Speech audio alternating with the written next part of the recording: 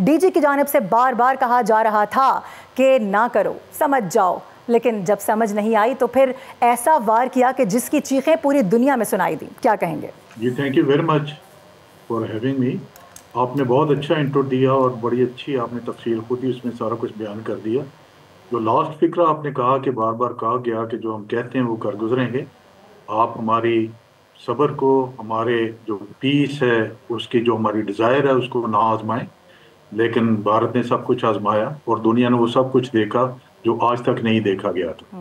الحمدللہ الحمدللہ الحمدللہ، اللہ کا بہت بہت شکر ہے. میں یہ کہنا چاہتا ہوں کہ سن تزو ایک بہت بڑا گزرا ہے سپہ سالار چائنا کا 6ویں 7ویں 7ویں صدی کے بیچ میں.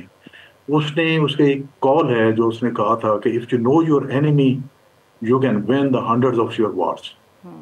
تو بھارت کے ساتھ جو کچھ ہوا اور ہم نے جو کچھ اچیو کیا یہ اسی کا نتیجہ ہے. بھارت ہمیں نہیں جان پایا اور ہمارے پاس جو کیپیبلٹیز تھیں، جو ہمارا ریزالو تھا، جو ہماری لیڈرشپ کی کمٹمنٹ تھی اور جو ہماری عوام کا جوش و جذبہ تھا پوری فوج کے ساتھ جو کھڑا ہوا تھا، اس کو میسر نہیں کیا انہوں نے.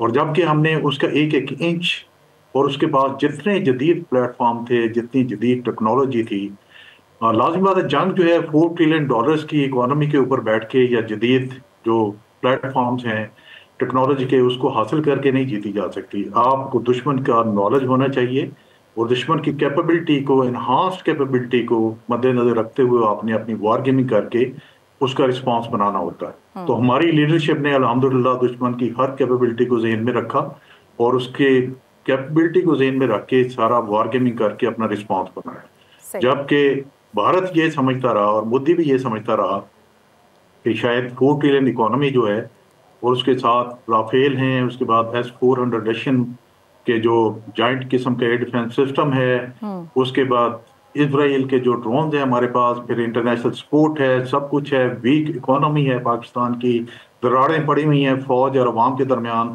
تو شاید یہ ایک اچھا موقع ہے کہ جو میرے آبجیکٹیوز ہیں، میں اس پہ بعد میں آؤں گا کہ مودی کے آبجیکٹیو اصل میں تھے کیا، کیوں یہ جنگ شروع ہوئی، تو اس کو میں آسانی سے حاصل کر سکتا ہوں. لیکن یہاں پہ الحمدللہ سچویشن بہت ڈفرینٹ تھی. وی مین بزنس instead of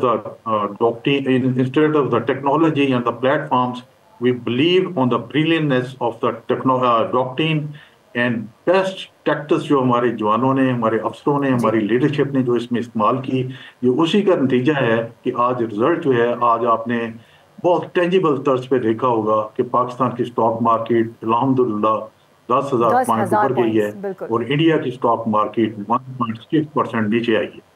اور دنیا کی سارے نیوز پیپر اٹھا کے دیکھ لیں، سارے میڈیا ہاؤسز دیکھ لیں، وہ آپ کی تعریفیں کر رہے ہیں، آپ کی کمپیٹنس لیڈرشپ کی اس کو بیان کر رہے ہیں، اور آپ کی جو ٹیکٹکس ٹیکنیک آپ نے استعمال کی اس کو کیس اسٹڈی کے طور پہ پڑھنے کی وہ جو ہے وہ ڈیزائر شو کر رہے ہیں.